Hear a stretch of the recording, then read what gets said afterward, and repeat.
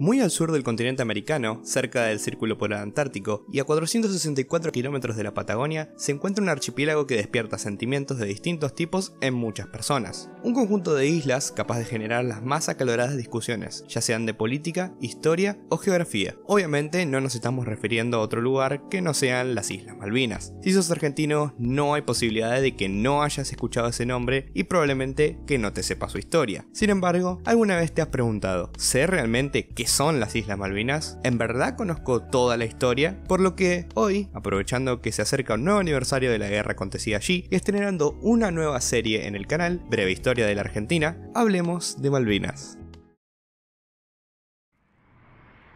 Empecemos por lo básico. ¿Qué son las Islas Malvinas? Como ya lo he mencionado al principio de este video, las Malvinas son un archipiélago, es decir, un conjunto de islas que se agrupan en una superficie extensa de mar. Para que se den una idea, Japón, las Islas Canarias, Hawái, las Antillas o hasta el mismísimo Reino Unido son archipiélagos. En el caso de las Malvinas, estos se encuentran formados por más de 200 islas, entre ellas las dos más grandes, la Isla Soledad y la Isla Gran Malvina. Ambas islas se encuentran separadas entre medio por el Estrecho de San Carlos, pero todo muy lindo con la geografía y los accidentes geográficos, ¿no? Pero acá venimos a hablar de historia, así que ¿desde cuándo se conocen las Islas Malvinas? Bueno, acá es donde empieza la controversia. Partamos desde la base de que las islas no tienen población autóctona, es decir, que los europeos fueron los primeros en pisarla, por lo que la pelea por ver quién fue el que las descubrió ha sido un gran tema de debate y depende a quién le preguntes, te responderá una cosa u otra. La versión española dice que los primeros en verla fueron los tripulantes de la expedición de Magallanes y Elcano, que circunnavegó el mundo por primera vez en 1520. Por su parte, los británicos alegan que quien las descubrió fue el marino John Davis en 1592. De que sí se tienen pruebas del descubrimiento de las islas fue el navegante neerlandés Jacob Lemayr el 18 de enero de 1616, nombrando a las islas como las Sebaldinas. Sin embargo, hay un problema en todo esto. Las islas ya aparecían en distintos mapas desde 1502 en adelante. Es por eso que se le atribuye su descubrimiento a Americo Vespuccio, navegante italiano que en uno de sus relatos de sus viajes a América, en el que cuenta que su ruta fue desplazada a 900 kilómetros debido al viento, habla sobre una tierra vista, de la cual se presume habla del archipiélago.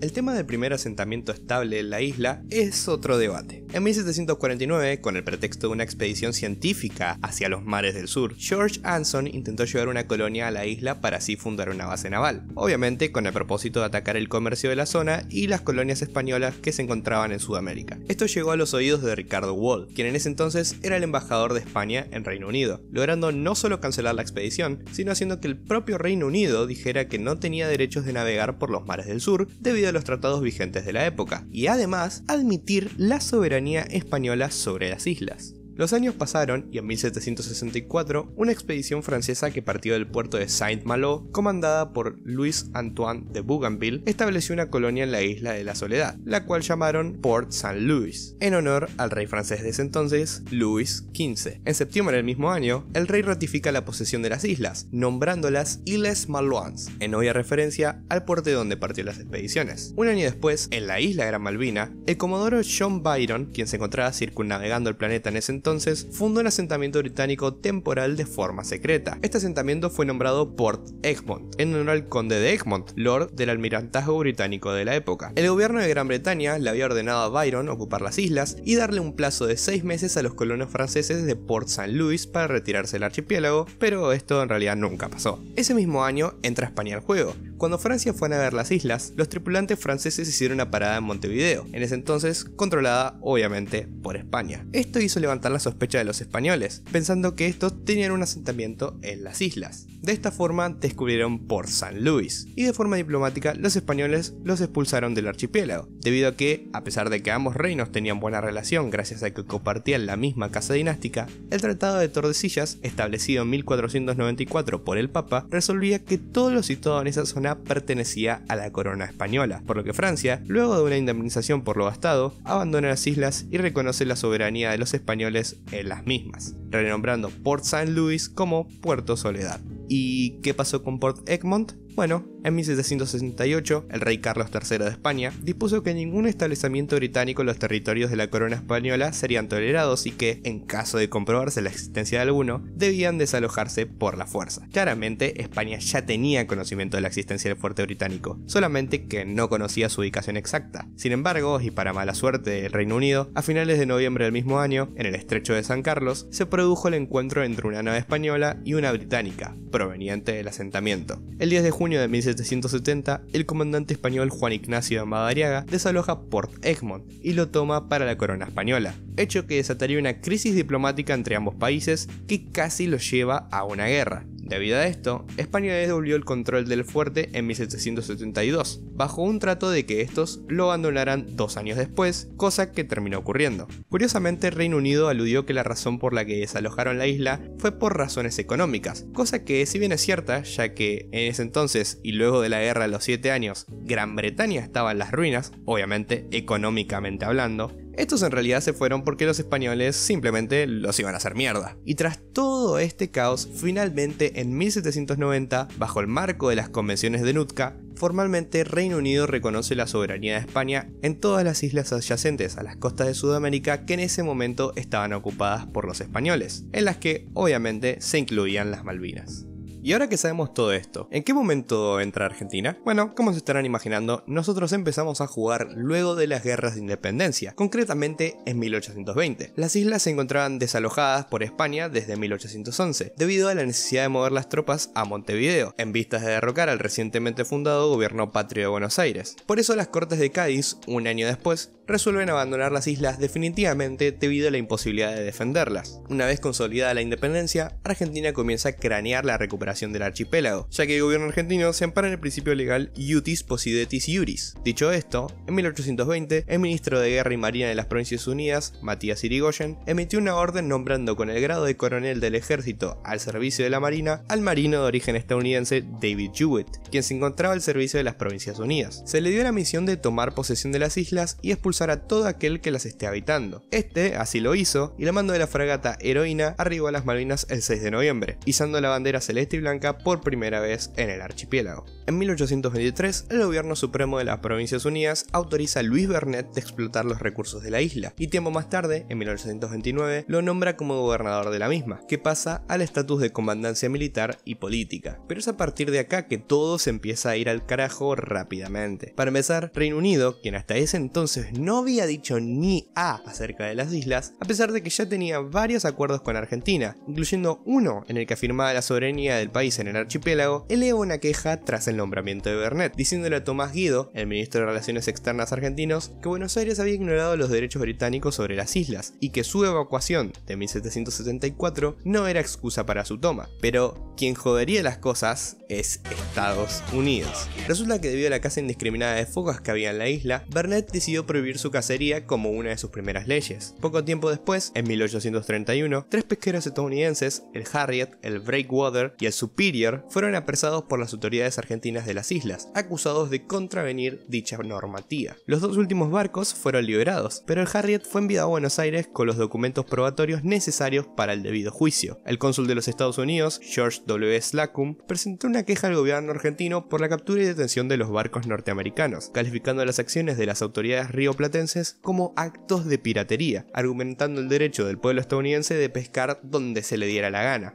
Luego de un breve intercambio de oficios en el que el ministro de Relaciones Exteriores argentino, Tomás de Anchorena, le respondió al cónsul que el asunto estaba bajo investigación, Slocum decidió tomar cartas en el asunto. Informó al gobierno argentino que si el Harriet y su capitán no eran liberados inmediatamente, ordenaría a la corbeta estadounidense USS Lexington a abordar las instalaciones argentinas sobre las islas. Como se imaginarán, al final no se llegó a ningún acuerdo, y de hecho, bajo influencia del Reino Unido, Slocum decidió seguir para adelante con el pretexto de que Argentina no tenía derecho alguno sobre las islas, por lo que bajo un tono legal decide atacar el fuerte de Puerto Soledad, destrozando todas las instalaciones que allí se encontraban. Argentina intentó retomar el control de las islas en 1832, nombrando a Esteban Mestivier como nuevo gobernador, pero estallaría una sublevación en la isla que terminó con la muerte del mismo. Su segundo al mando, José María Pinedo, lograría aplacar a los rebeldes, pero la noticia ya había corrido como la pólvora. Argentina no podía controlar las islas. Así fue como en agosto del mismo año, John Baron Oslo arribó a la extinta colonia de Egmont y comenzó a reconstruirla para afianzarse ahí. También le hizo llegar una carta a Pinedo, en la que le ordenaba arriar la bandera argentina para así izar el pabellón británico, y de paso que se llevasen todas sus pertenencias. Pinedo estaba en inferioridad de condiciones, la mayoría de su tripulación era de origen británico, y la legislación de su país contemplaba el delito de alta traición para los nativos que se alzaran contra la corona.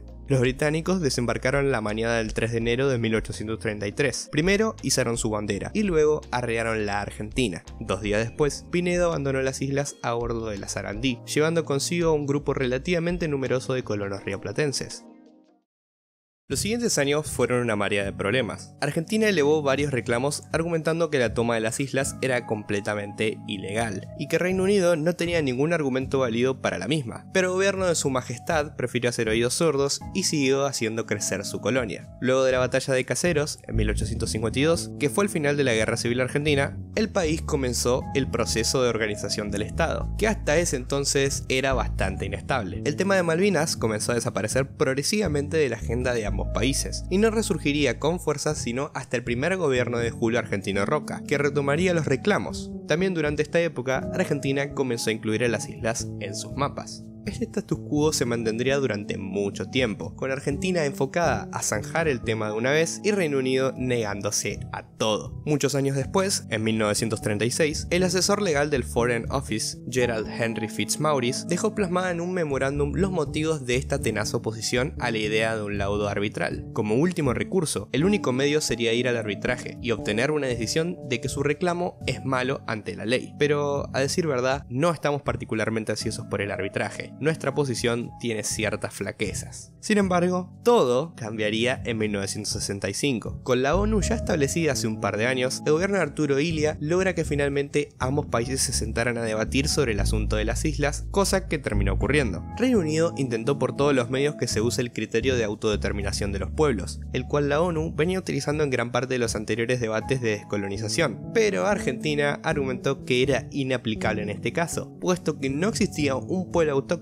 malvinense, sino que colonos europeos. Esto fue correspondido por el ente, quien luego de la aprobación del proyecto, aprobó la histórica Resolución 2065. En esta se invitaba formalmente a ambos gobiernos a mantener negociaciones sobre la soberanía e impedía que se use el concepto de autodeterminación. Esto obligó a Reino Unido a sentarse a debatir, y para colmo, bajo los términos argentinos. Sumado a esto, luego del golpe de estado del 66, el encargado de negocios de la Embajada Argentina en Londres, Carlos Ortiz de Rosas, y sus acompañantes fueron informados extraoficialmente durante un almuerzo que las islas terminarían por pasar a ser soberanía argentina efectiva, y que solo restaba encontrar el momento y las condiciones para efectuar el traspaso. Adicionalmente, se le recomendó a las autoridades argentinas el iniciar una política de seducción para los isleños, a fin de reducir la conflictividad del cambio por venir. Todo parecía ir sobre ruedas. Incluso, en un viaje al archipiélago, Lord Chalfton, funcionario de Relaciones Externas, dio un discurso ante los isleños en donde dijo: "Ustedes se muestran reacios a comprender que las cosas están cambiando en el mundo exterior. El Reino Unido ya no es una gran potencia imperialista del siglo XIX. Se trata de vuestro futuro. Yo no les estoy dando ninguna seguridad, pero cuando ustedes dicen mantengan a las Falklands británicas, asegúrense de saber que esto significa algo totalmente diferente a lo que significaba en 1900. Parecía que el traspaso de soberanía era un hecho, pero en 1975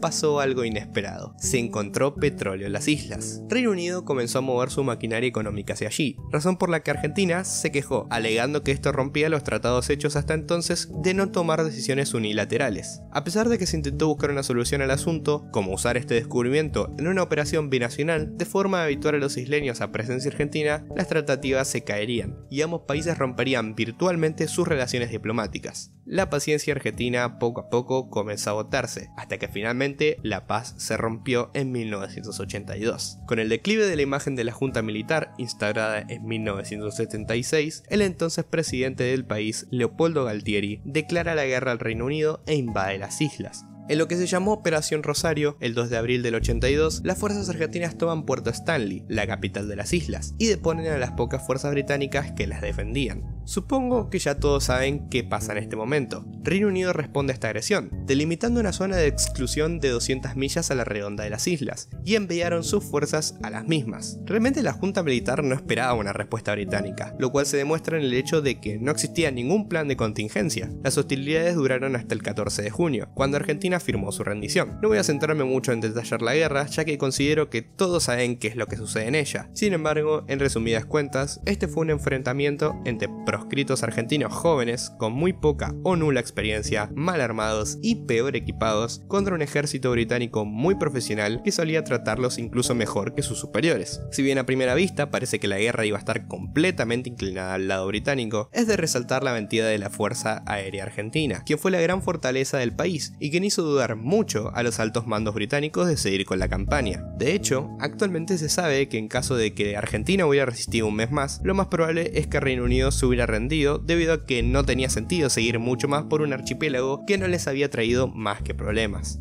La derrota argentina aceleró la vuelta de la democracia, renunciando a Galtieri y entrando Viñón en su lugar, mientras que la imagen de la primer ministra británica en ese entonces, Margaret Thatcher, quien venía en declive hasta antes de la guerra, logró ganar la reelección y afianzar el poder del Partido Conservador en el Parlamento británico. En la actualidad, el asunto está completamente congelado. A pesar de que Argentina sigue intentando llevar el reclamo de la soberanía a un debate serio, realmente no se ha logrado ningún avance. De hecho, luego del gobierno de Alfonsín, no ha pasado nada serio, ya que Reino Unido no está dispuesto a dialogar. Incluso en el 85 se le otorgó la ciudadanía británica directa a los isleños, y en 2013 llevaron a cabo un referéndum en donde el 98% votó a favor de permanecer tal cual como están ahora.